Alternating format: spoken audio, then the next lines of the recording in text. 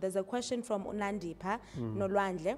How would you suggest one introduces the conversation of mental health in church that has no idea of what that is, particularly because they are quite old?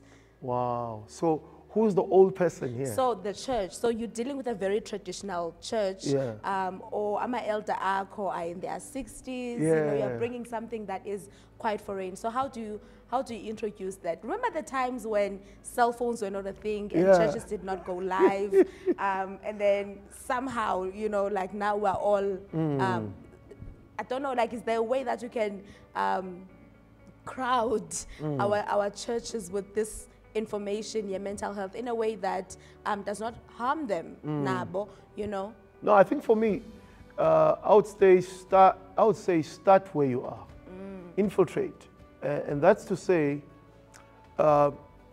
it's not necessarily about having that big stage or maybe speaking to the elders and say we need to speak into that.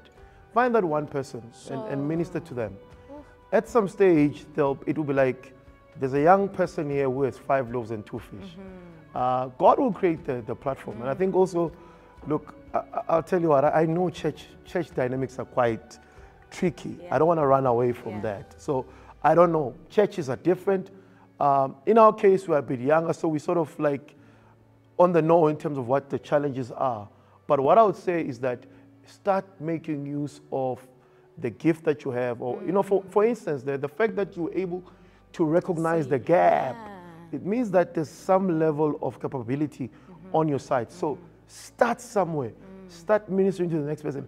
And then, of course, pray. Because I don't know the dynamics of your church, right? Unless, of course, maybe you are close to one of the elders or one of the pastors, you could maybe say to them, look, this is the struggle with our generation. Don't you think we need to look into that type of thing? And I think one of the things, it's around the issue of honor. If you come across as being like you're cocky and you think you know a bit too much, your leaders might not necessarily listen to you. So, but the primary one, I would say, start where you are. Absolutely, couldn't agree with that too. Yeah.